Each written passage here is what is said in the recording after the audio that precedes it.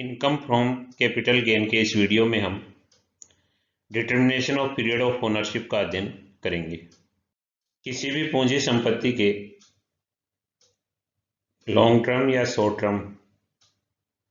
Capital assets के निर्धारण में यह महत्वपूर्ण होता है कि उसकी जो स्वामित्व की अवधि है या होल्डिंग की जो अवधि है ओनर की, उसका निर्धारण किया जाना आवश्यक है। इस संबंध में जो स्वामित्व की अवधि का निर्धारण करते हैं उसमें कौन सी परिस्थिति में कौन सी अवधि स्वामित्व यानी कि उसकी ओनरशिप में रहने की अवधि मानी जाएगी, ये निश्चित करना आवश्यक है। इसका आधार धारा 242A का स्पष्टीकरण और केंद्रीय प्रत्यक्ष कर बोर्ड के परिपत्र संख्या 704 है। मतलब इसके आधार पर इसका निर्धारण किया जाता है।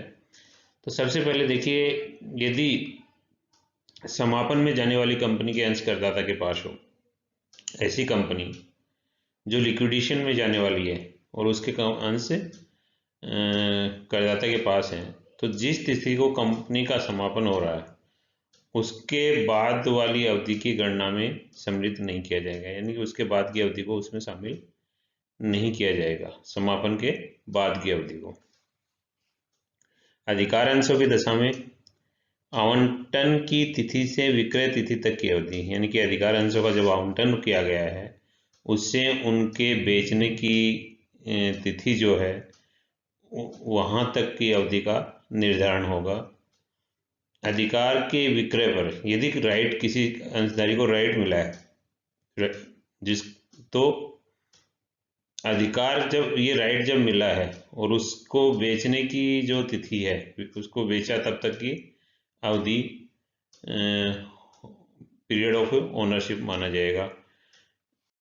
एक अंशधारी द्वारा एकीकरण की योजना के अंतर्गत अपने अंशों का हस्तांतरण समामेलनकारी कंपनी को करके समामेलित कंपनी का अंशधारी बनने पर,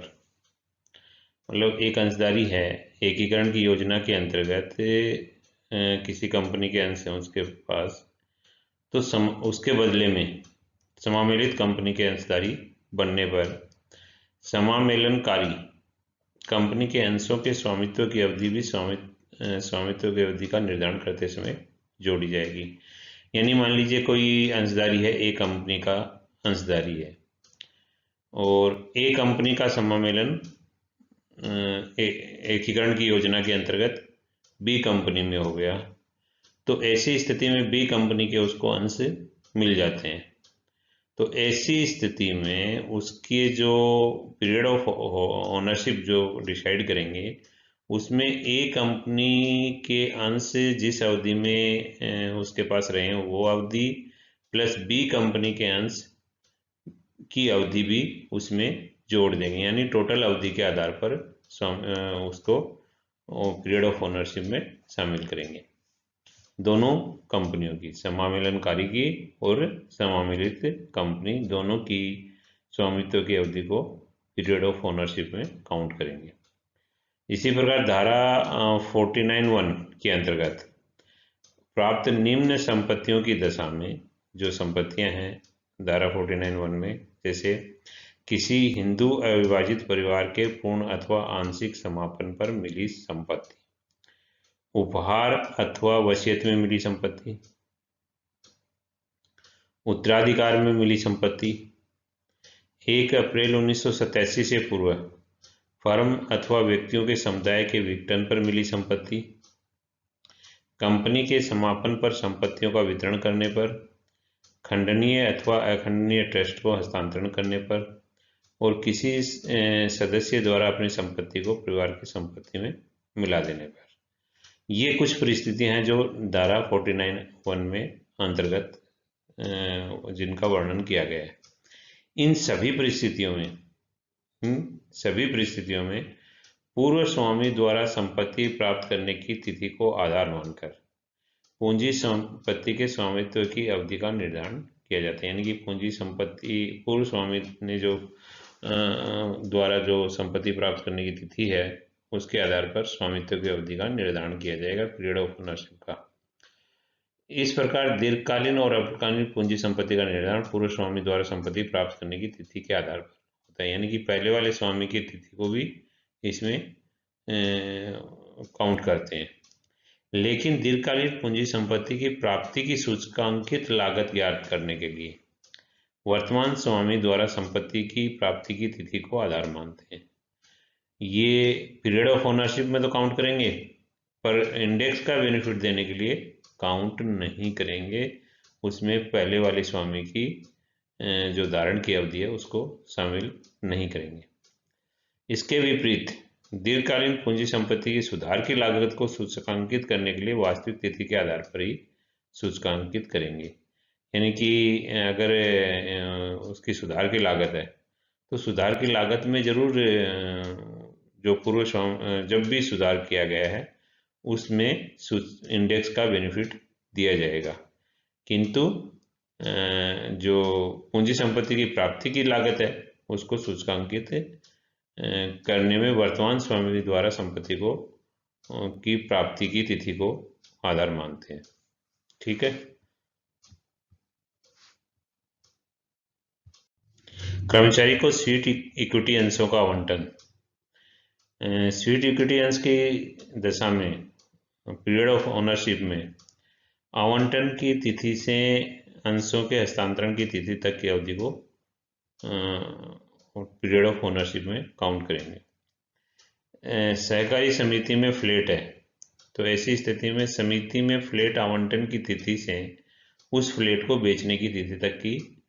पीरियड ऑफ ओनरशिप मानी जाएगी, यानी जब भी समिति ने आवंटित किया है उस तिथि से मानेंगे। अचल संपत्ति की दिशा में, इमूवेबल प्रॉपर्टी की दिशा में, सामान्यतः अचल संपत्ति पंजीकरण के पश्चात ही हस्तांतरण होती है, किंतु यदि अनुबंध लिखित है, प्रतिफल का भुगतान हो गया है और क्रेता ने संपत्ति अधिकार में ले ली है तो इन तीनों शर्तों की जिस दिन पालना हो जाए हस्तांतरण तिथि माना जाता है। यानी तीनों सामान्यतः क्या होता है कि पंजीकरण के पश्चात मानते हैं, हस्तांतरण मानते हैं, किंतु यदि लिखित अनुबंध है, प्रतिफल का भुगतान हो गया और क्रेता ने संपत्ति का अधिकार ले लिया है तो ऐसी स्थिति में इन तीनों शर्तों की जिस दिन भी पालना हो जाए हस्तांतरण की तिथि माना जाएगा। चल संपत्ति की दशा में जिस दिन संपत्ति क्रेता को सौंप दी जाए उसी दिन से उसकी पीरियड ऑफ ओनरशिप चालू हो जाती है। पक्षकारों द्वारा किए गए अनुबंध के अंतर्गत संपत्ति का हस्तांतरण। यदि पक्षकारों के द्वारा किए गए अनुबंध के अंतर्गत संपत्ति का हस्तांतरण होता है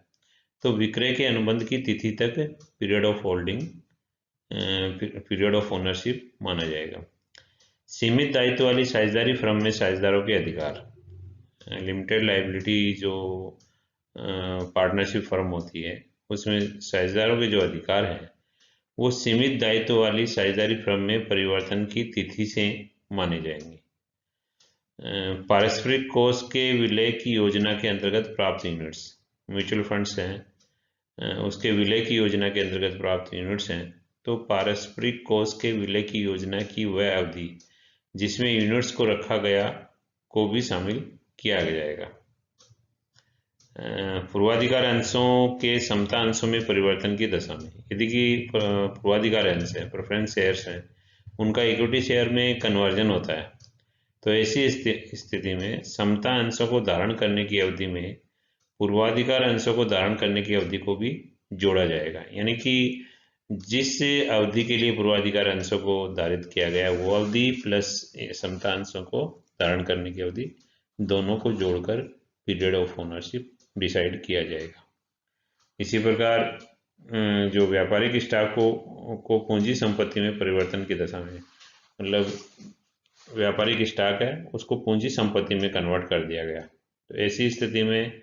धारण करने की अवधि की गणना व्यापारिक स्टॉक को पूंजी संपत्ति में परिवर्तित करने की तिथि से की जाएगी, यानी कि जिस दिन पूंजी संपत्ति में कन्वर्ट कर दिया उस तिथि से